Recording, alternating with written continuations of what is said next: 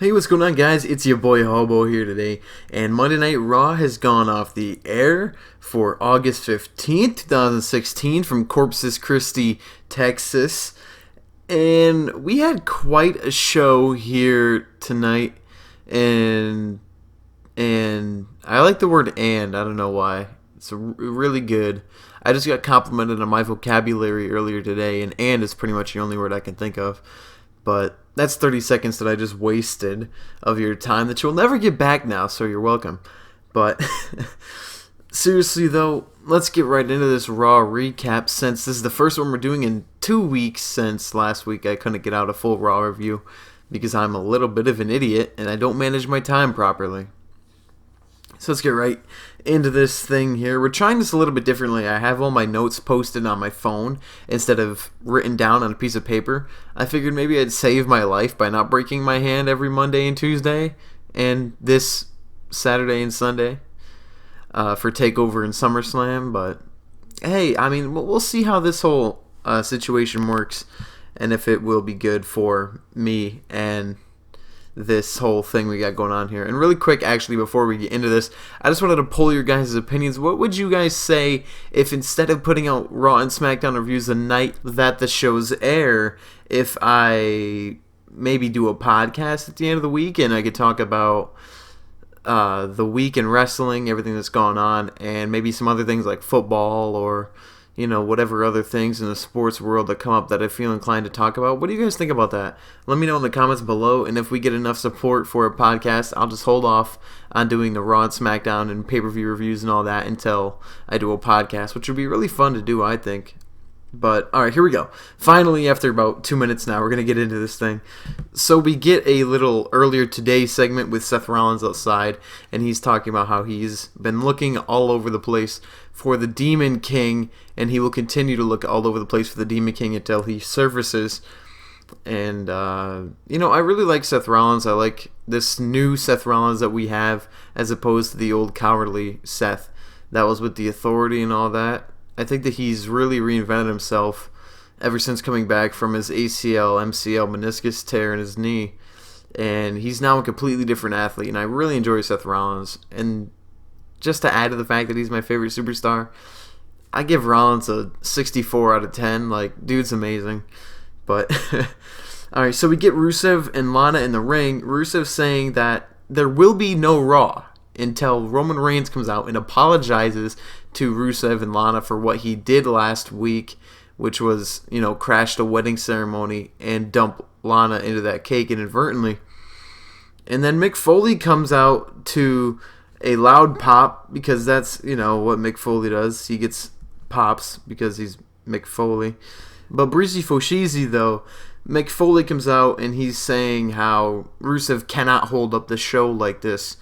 And Rusev's like, you know what? I'm done with you. Get Stephanie McMahon out here because we need her. She knows what she's doing and she'll help sort this whole thing out. And Steph comes out, and the fans actually cheered Steph pretty loudly here, which I was a little bit surprised about. But, I mean, whatever. Steph comes out, she says that, you can't do this. You can't hold up Raw. Like, we have a show to run, and just because you're a little upset about something that happened last week doesn't mean that you have the right to do this. And, you need to respect Mick Foley because you even know who this guy is. Like, you know what he's done in the wrestling business. And Bruce is pretty much like, I don't give a damn. Just, I want Roman Reigns right now. And Rusev also, he threatened to call Daniel Bryan and Shane McMahon, trying to get a transfer over to that SmackDown brand. I think that's interesting. They should really work that into the storylines more. If people are upset with the way that they're being used on either Raw or SmackDown, they can kind of use that as a leverage point. Not all the time. Don't do it all the time. But you can use the fact that people can go to either Raw or SmackDown at a whim's notice, kind of in certain situations to bail the superstars out of a tricky booking situation. That can work in different situations. I don't really have any, I don't really have any examples off the top of my head right now, but yeah, Roman comes out and he says that Rusev and Lana are gonna make some ugly Sasquatch babies, and I don't know why they're trying to do this comedy with Roman Reigns because it's not working.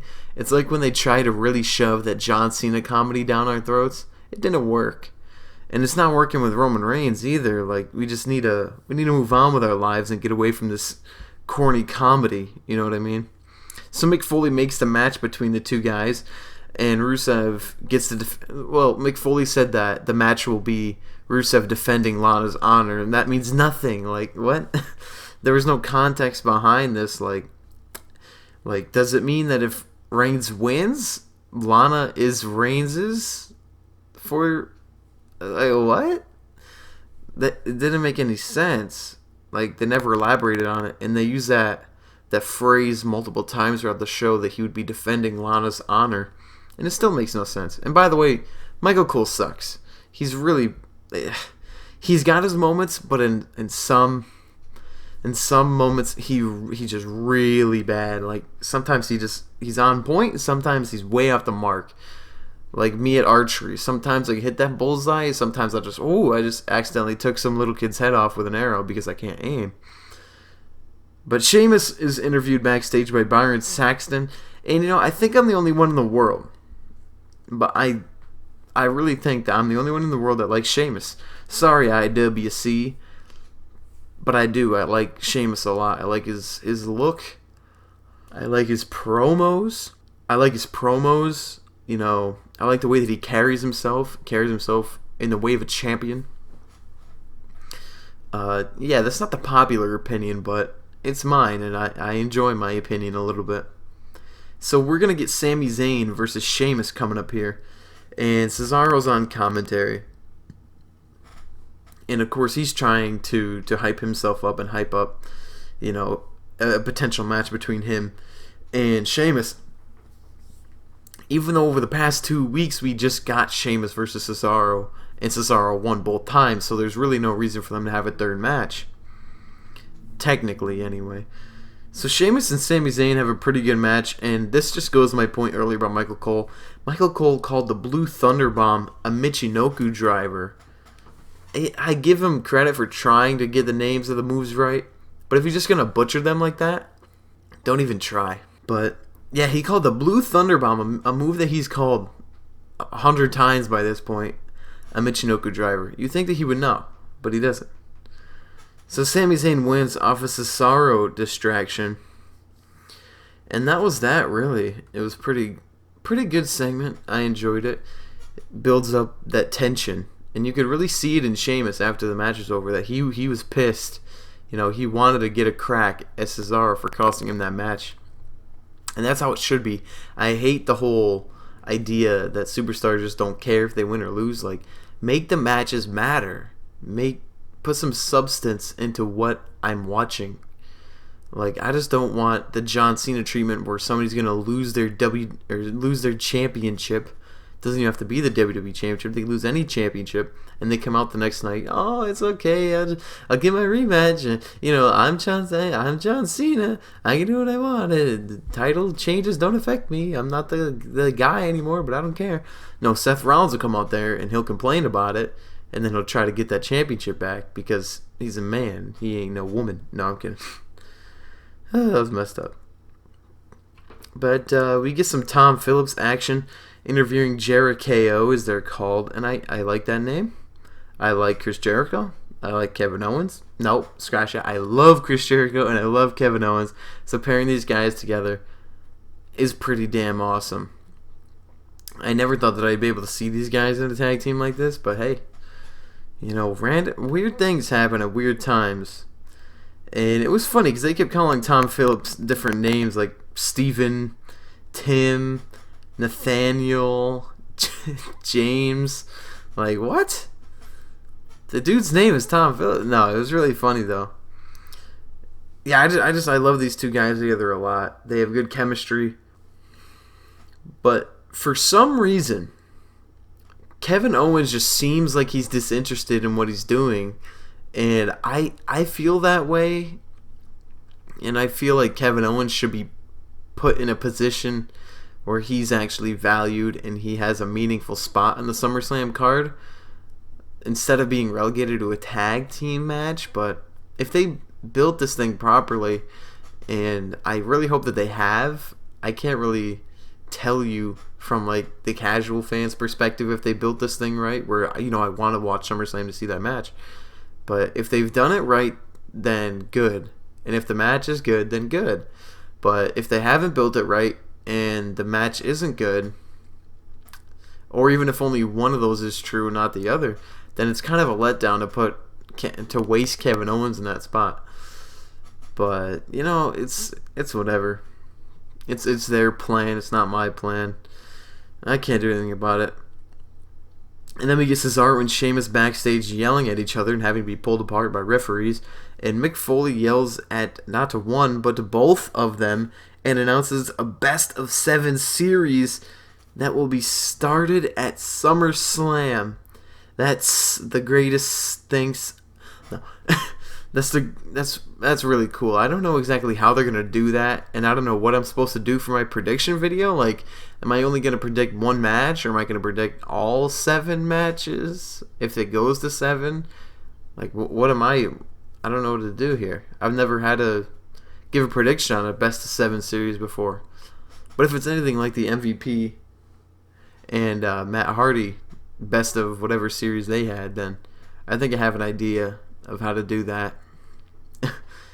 But who knows? Like, they'll have a template for one match, and then they'll try to do that same match again and change the rules for it. So I don't know. They do whatever they want, really. But Dudley Boyz versus New Day minus Big E, of course. And then we get some more Dr. Gallows and Dr. Anderson, which has got to be one of my favorite little gimmicks on TV right now on both shows. And they put one of Big E's nads in a microwave. They even had the jar. It was a little mason jar with some duct tape on the front that said nads. Or actually, it said Big E on it. And the microwave, the button said nads. And they put Big E's nad in the microwave, and they hit the nads button. And then the New Day beat the Dudley Boys. And we come back to Dr. Gallows and Dr. Anderson, and the nad exploded in the microwave, and Gallows looks so disappointed and so angry, like, come on, our test subject is dead. And then they're looking at the Big E jar, and they've got one of his nads left. And then Anderson's like, well, we need more test subjects, and he puts two other jars up there, and they say Kofi, which is like a medium-sized jar, and Xavier, which is a small jar, and Big E had the biggest jar, and I'm like, that's a jab right there. But no, awesome segment, I thought anyway. I know a lot of people don't really care for that sort of comedy on this show, but I think it's a refreshing change of pace, seeing as everybody wants the Attitude Era, but then when they get a little bit of it, they're just head over heels and repulsing it. That's the right word. But yeah, whenever you get a little taste of that Attitude Era that you people want so much, the IWC, you always reject it, and I don't get it. Like, take what you can get. You can get the balls references, get them, because that's what you got in the Attitude Era. You got balls and dick references, and now you're getting dick and balls references. So take it. Actually, don't take it unless you roll that way. I got nothing against it, but hey, it's just whatever. I'm done. Nia Jax versus Rachel Levy, I think her name was, because Byron Saxton and Michael Cole said her name Rachel Lee and then Rachel Levy, so I don't know what her name is, but Nia killed her twice. Like, she was sitting up on the top rope, Nia just destroyed her, and she fell so hard to the mat below. I thought she was dead, and then she got her in the ring and did her finish to this poor Rachel girl, and I thought that she died again. It was so brutal looking. Honestly, I thought she was dead. And then we get Paul Heyman entering Brock Lesnar's rocker room. And then as we come back from a commercial break, we get the Beast, the Nightmare of Suplex City, Brock Lesnar. He's over like $1 billion. For real? This dude is so over. Like, It's not even funny. We were in Corpus Christi, Texas, too, so there's no reason why anybody should be on their feet clapping for anybody in that building. But, I mean, I guess the people in Corpus Christi were awakened by the beast incarnate, Brock Lesnar. Heath Slater interrupts immediately. He comes out and says that he wants and needs to fight Brock Lesnar in a match for a Raw contract because he needs to provide for his family. And Brock Lesnar actually gets on the mic and he says, "You got a family? You know, I can respect that. I got kids too." He says, "Heath, get in the ring." Heath gets in the ring. Brock says, "You know, let's talk about your kids." And then he hesitates for a few minutes. And he looks right in Heath Slater's face. He gets up close to him. He says, "I don't give a shit about your kids." And I said, "Oh my God. Brock Lesnar just said that on live TV." And they muted it out the same way I just did. But I was like, "Oh my God. I just witnessed that." It was amazing. Me and my friend are both texting each other back and forth while watching it. And we both completely flipped out when this happened. And Brock says, "You know, you got two options. One, you can get out of this ring right now and go to the back. And two, you can stay in this ring and keep pissing me off." And I'm using Brock's exact words here, alright? So Heath is like, you know, alright, whatever. And he starts walking away. He starts trying to get out of the ring. And he turns around, he goes to hit Brock. And then Brock catches him in a German suplex and damn near breaks Heath Slater in half. Picks him up for another German, drops him with that one. Just killed poor Heath Slater with these German suplexes. The fans are chanting one more time. Sorry about that. The fans were chanting one more time. And then Brock picked him up and dropped him with an F5. And that was that. Heyman got up on the apron, rather, with Heath's glasses on, and he was like, "You know, Heath, you done goofed." And then he threw his glasses at him, got in the ring, and cut a vicious promo on Randy Orton. And then that was that. After he cut that promo on Randy Orton, I'm sure you're going to be able to find that on the WWE's YouTube channel.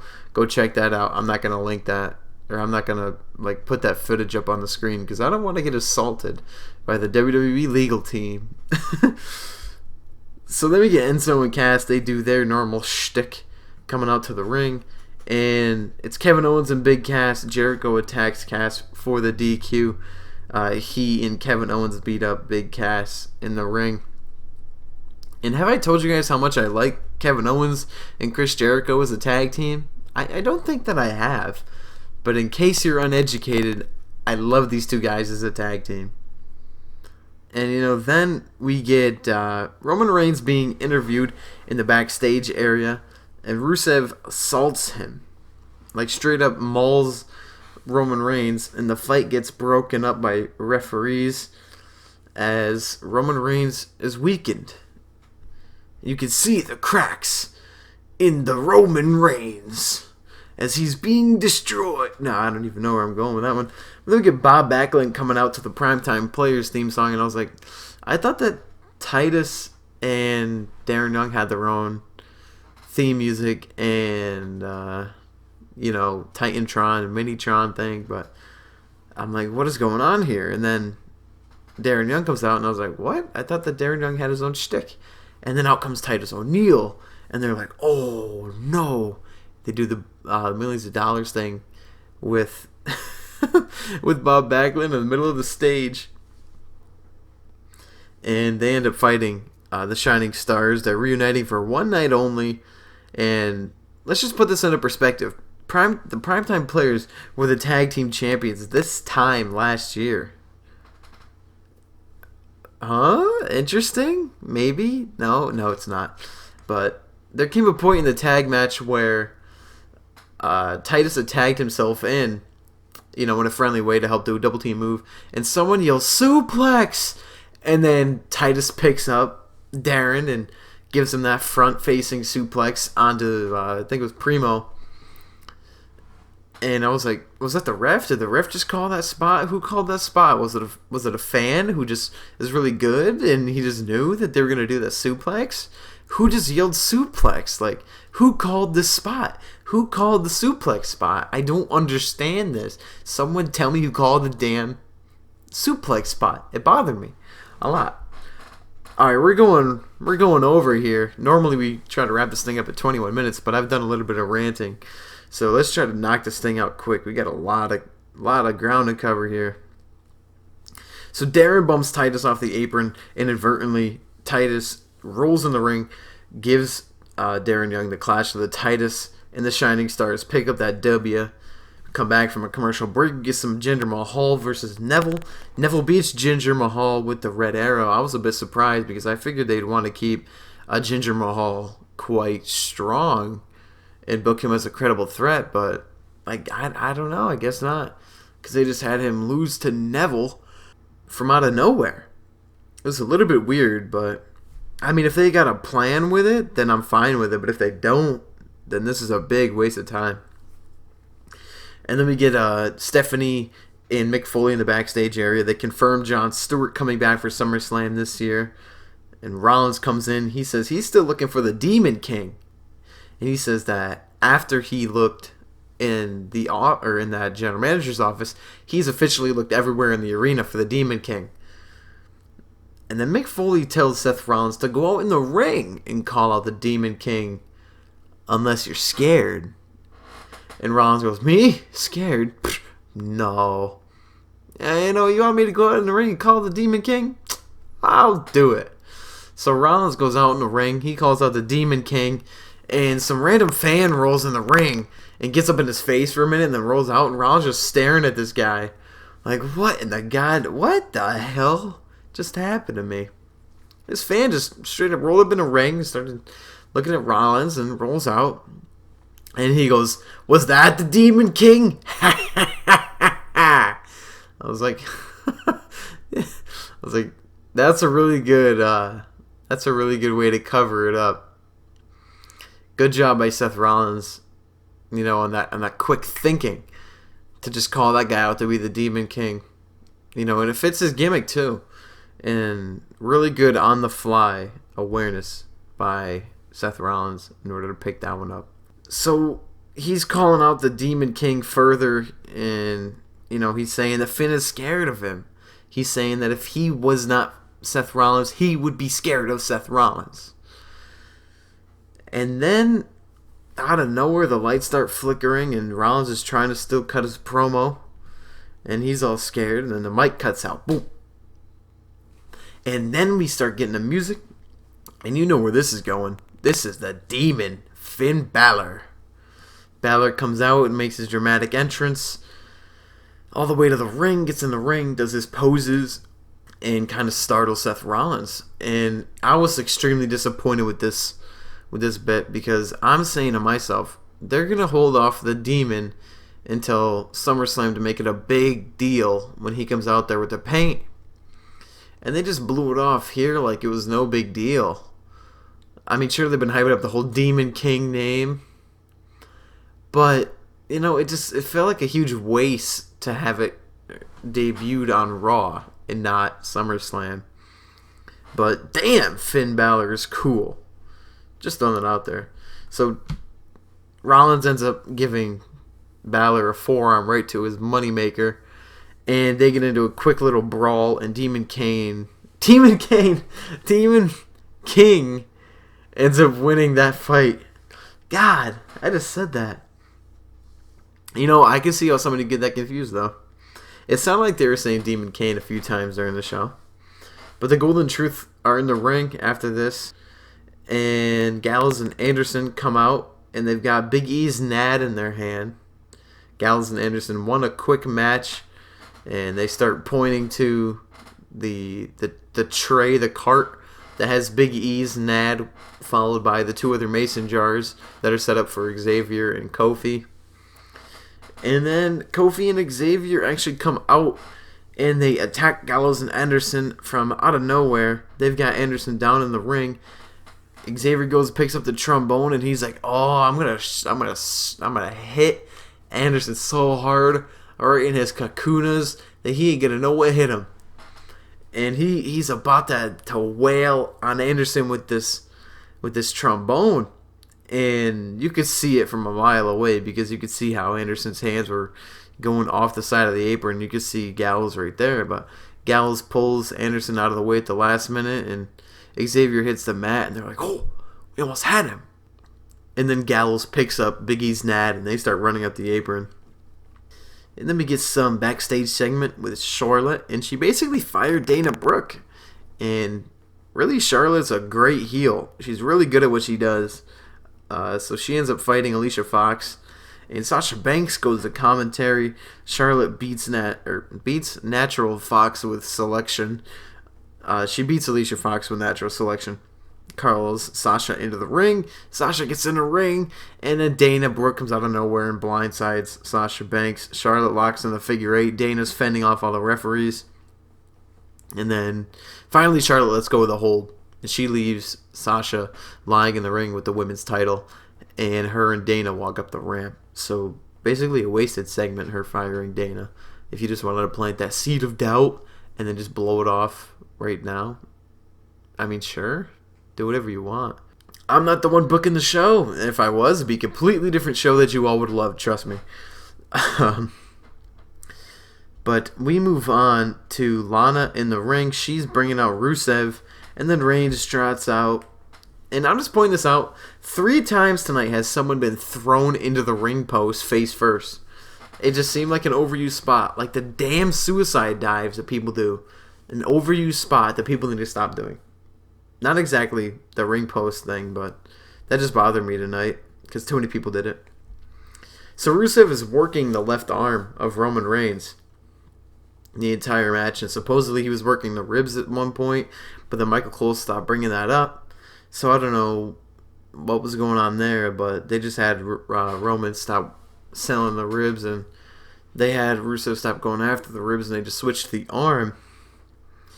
And in the middle of the match, Rusev hops on the mic saying that he knew that there were Russians in the crowd and to keep cheering for the Russian and Bulgarian. And really quick shout out to the two guys who were playing rock, paper, scissors in the crowd on the hard camera. And they were just sitting there, rock, paper, scissors, shoot. And I was like, these guys are legendary. They probably got kicked out of the show for it, but all in good fun. All in good fun.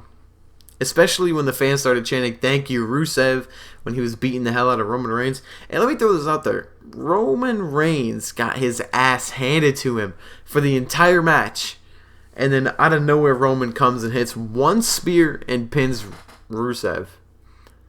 And people wonder why these belts can't be taken seriously. And why these mid-card feuds can't be taken seriously. And people wonder why the large community hates Roman Reigns. And it's reasons like this where he can just come out and be Superman. Like, how is he going to get his ass beat for the entire match and come out of nowhere, hit one move with a weak arm and shoulder and win? You know what? So stupid. So stupid. Because I'm pretty sure that Rusev was undefeated since winning the United States Championship again. I could be wrong, but I feel like he was. And they just ruined that. But whatever. You know, that was Raw. Pretty good show. I'm going to give this Raw a 7 out of 10. Strong 7 out of 10. So, like, really close on that bubble to 8. But not quite there. Didn't have that extra thing to push it over the top to 8. But yeah, 7 out of 10 for this Raw. And I really hope SmackDown is at least a 6 out of 10. Because SmackDown to me is really underwhelmed in its 3 weeks of being out at SmackDown Live. So, you know, we'll see tomorrow night how good SmackDown does. So I hope that you guys enjoyed this Monday Night Raw review, and I will catch you guys. Actually, I gotta do my whole intro first. So I hope that you all enjoyed. If you did, leave a like. And if you have anything that you want to yell at me about because I'm an idiot and I don't understand the IWC and I'm out of touch and I'm 71 years old and I'm still out of touch, unlike anybody we know. But yeah, make sure to drop a comment below. And then hit that subscribe button because that's the #1 way to help the channel. So thank you guys for watching. And this has been it for me, your boy Hobo. And I'll catch you guys in the next video.